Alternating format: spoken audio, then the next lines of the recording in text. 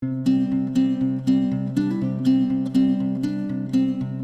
we want in the internship program is for the mentors to see that they're investing in the apprenticeship learning of interns for the sake of a lifetime of growth. We want the people that go through the Vision and Call program to become masters of their trade in terms of leadership and ministry.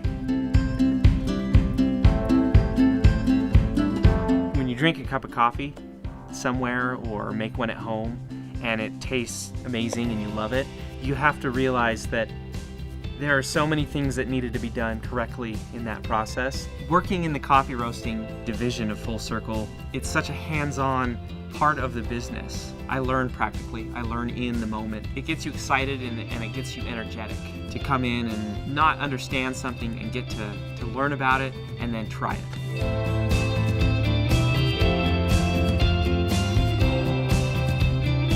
When I think of the apprenticeship style of learning, I think it's really one of the most powerful ways to bring transformation in the lives of interns. It allows for real life situations where interns can adapt, they can move, they can innovate, they can create.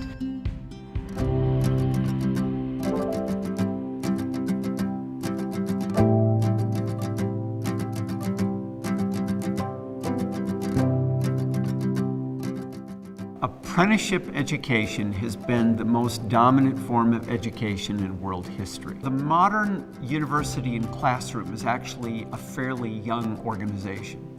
Through most of human history, people have learned through on-the-job training. We want our students to experience that kind of apprenticeship so that they don't simply watch or study in a classroom. They actually learn how to do things with someone else who's done it for a long period of time and been reasonably successful in it.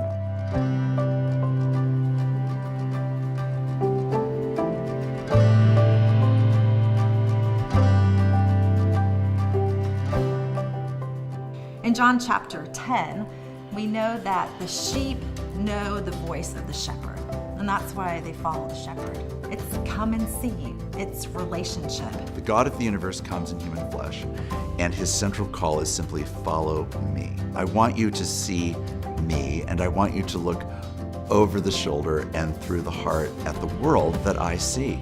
And we use the word apprenticeships because we think it's the closest to something like discipleship for the sake of our labor and work, however that's going to actually be enacted. We want students in their closing period of time at Fuller to have rich apprenticeship experiences, and then to be able to learn from that example and integration lessons that will matter even if they don't do the same job as that person.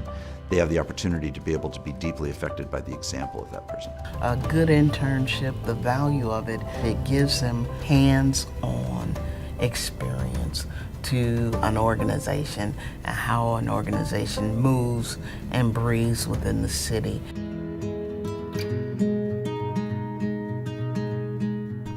I've been thinking about this image of over the shoulder and through the heart for a long time. So talking to 21-year-olds, I find myself more and more wanting to say to them in some kind of forceful way, choose your teachers well, because who you are in 25 years will be largely formed by the teachers you've chosen to learn from. A teacher and a student, a mentor and an apprentice at work. What the student learned over the shoulder and through the heart was being played out then in the next generation. That's just the way it works all the time for everyone, everywhere.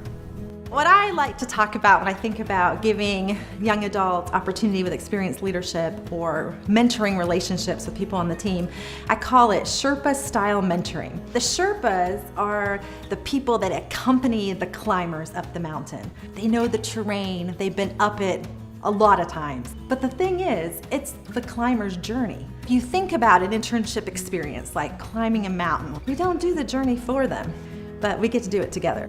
Coming and seeing, experiencing in real relationship. If we sew into an intern and we help develop tools, those tools go in their tool belt. And when they leave and they move on, now when they face a similar situation in another organization, they're able to kind of have that aha moment of saying, oh, you know what, I've been here before, and be able to use that in order to come up with a creative solution or to be able to deal with whatever may be happening at that time and at that moment.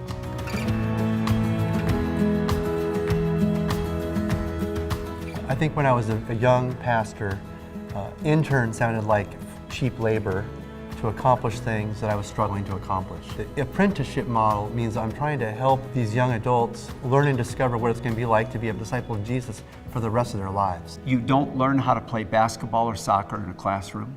Neither do you learn how to play it just in a backyard.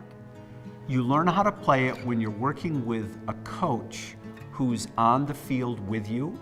There's not just a relationship, it's relationship in a specific setting where you're developing skills and competence to be able to become a master of something.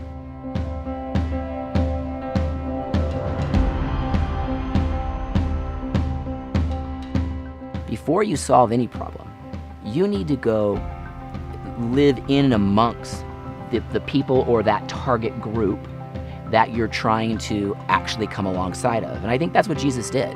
Jesus was a master in this area, which was empathy and solidarity, right? He was all about entering into the pain and entering into the suffering of people's lives and then saying, now, come and see.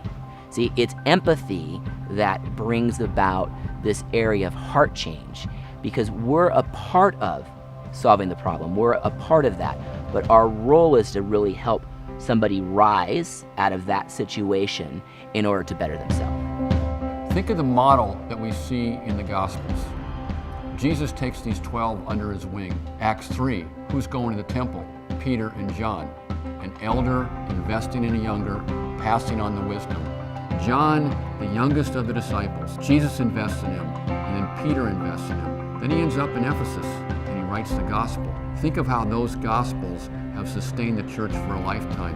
When those elders invested in those younger disciples, they had no idea what was going to come of their life. That's the potential that's there if we simply invest as mentors in the lives of apprentices and trust that God's going to do a work far greater than what we possibly can think or imagine.